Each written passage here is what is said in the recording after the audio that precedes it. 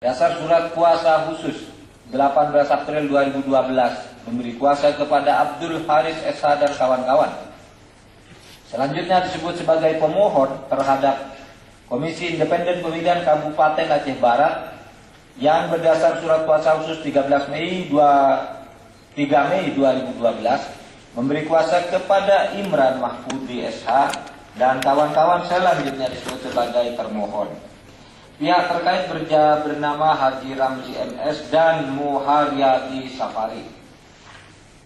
Pasangan calon bupati dan wakil bupati dalam pemilu kada Kabupaten Aceh Barat tahun 2012 nomor urut 11 yang berdasar Surat Kuasa Khusus 4 Mei 2012 memberi kuasa kepada Zainuddin Paru SH dan seterusnya.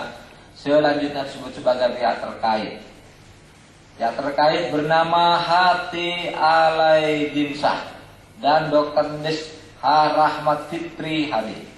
Pasangan calon bupati wakil bupati pemilu kada Kabupaten Aceh Barat tahun 2012 nomor urut 8 yang berdasar Surat Kuasa Khusus 5 Mei 2012 memberi kuasa kepada Agus Herliza SH. Selanjutnya disebut sebagai pihak terkait. Setelah membaca permohonan pemohon, mendengar keterangan pemohon, mendengar keterangan dan membaca jawaban tertulis termohon, mendengar dan membaca keterangan tertulis pihak terkait 1 dan pihak terkait 2, memeriksa bukti-bukti pemohon, termohon, pihak terkait 1 dan pihak terkait 2. Pendapat Mahkamah tentang eksepsi.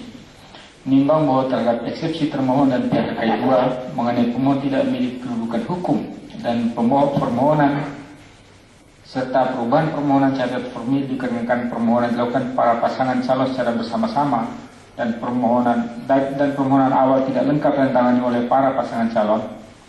Mahkamah menilai permohonan yang diajukan para pasangan calon secara bersama-sama dapat dilakukan mengingat dalil diajukan adalah mengenai pelanggaran dalam pemilu kada Kabupaten Aceh Barat tahun 2012 yang bersifat struktur, sistematis dan masif.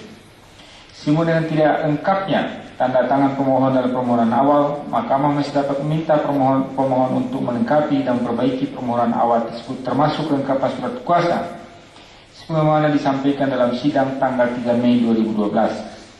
Selain itu, kekurangan lengkapan tanda tangan pasangan calon dalam permohonan awal atau tidak ikut sertanya lagi salah satu pasangan calon tidaklah berarti menghilangkan kesempatan pasangan calon lainnya yang bergabung dalam satu permohonan yang sama untuk mengajukan permohonan.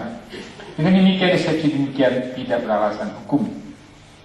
Menimbang bahwa terhadap eksepsi termohon pihak terkait 1 dan pihak terkait 2 mengenai permohonan pemohon tidak dapat dikualifikasi sebagai perkara perselisihan hasil pemilu kada, objek permohonan salah, posita dan